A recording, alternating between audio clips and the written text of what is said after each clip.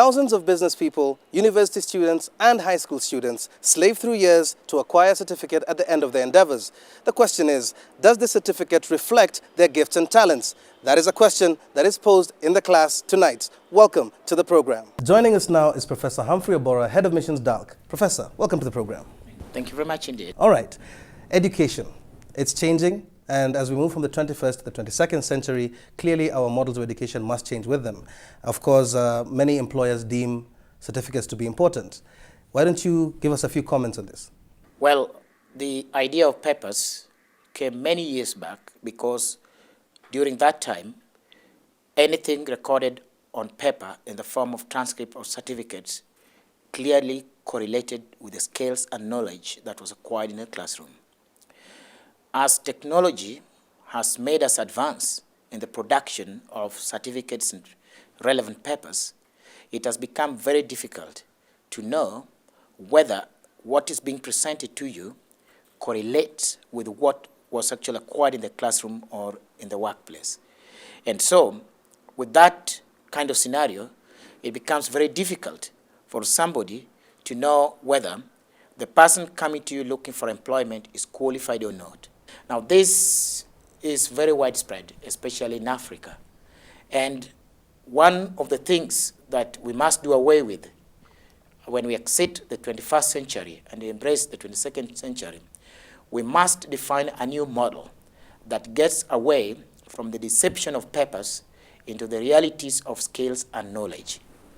Okay, what would you say to employers who still feel that these papers are very important? There are two types of employers. Employers that want skills and knowledge and would like to measure them within time frame. And there are employers that do not really care because the money is not coming from them. Maybe it's donated from elsewhere or it's a government. A serious employer will not just be interested whether you have skills and knowledge alone. They will be very concerned about whether you can identify weaknesses or problems that do exist in the organization and whether you got the right knowledge and skill matrix that can be able to design new solutions and that you can be able to implement the solutions so that they can remain competitive. That's why in today's many top-notch institutions, interviews require panelists to give you a task to handle. And if you can be able to do that, that's when you can be taken to the next level.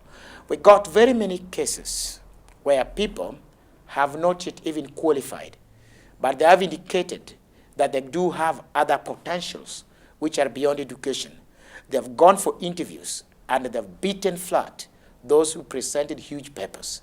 We need to move away from over-reliance on mere papers.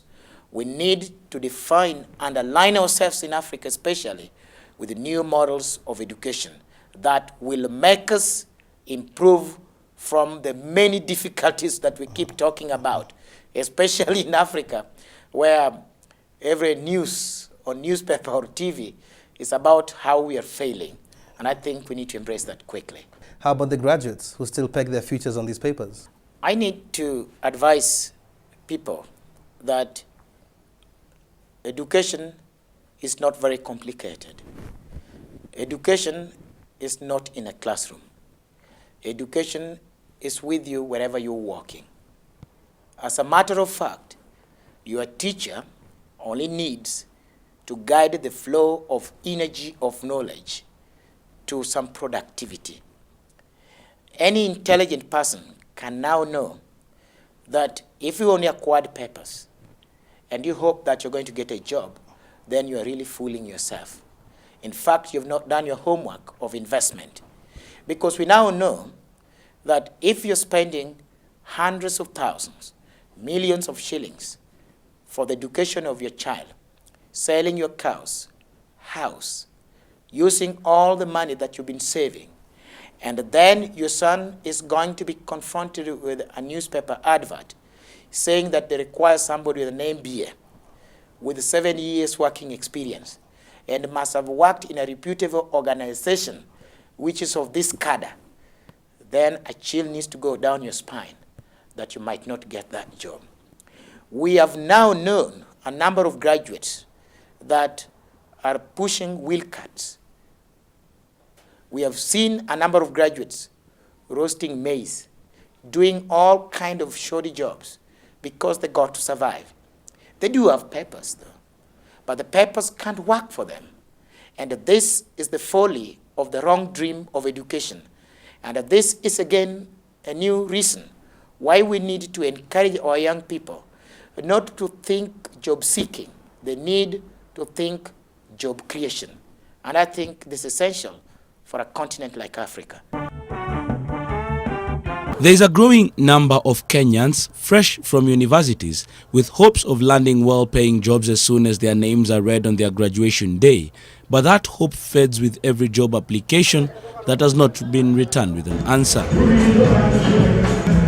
Opposition leader Raila Odinga says this may be attributed to a disconnect between what is taught in schools and what the job market actually wants. We have to rethink the structure of our education. The Ministry of Education has rolled out a competency-based curriculum that is now on a drive to sensitize teachers on its benefits. The curriculum, according to the government, will be focusing on nurturing a child from the early years on their competencies and build up on them. Odinga says that is the way to go. We need to support education reforms that help us to focus more on activity or doing rather than just learning. This will lead to the emergence of innovative and transformative minds able to provide solutions to the challenges besetting our society. We will also take care of everyone who proceed to university and those who drop out. This new thinking must take root right from early years of education through our high schools and universities and colleges. The labor market is suffering significant skills mismatch. It is the clearest evidence that the qualifications and experiences that young job seekers possess clearly do not align with what employers are looking for.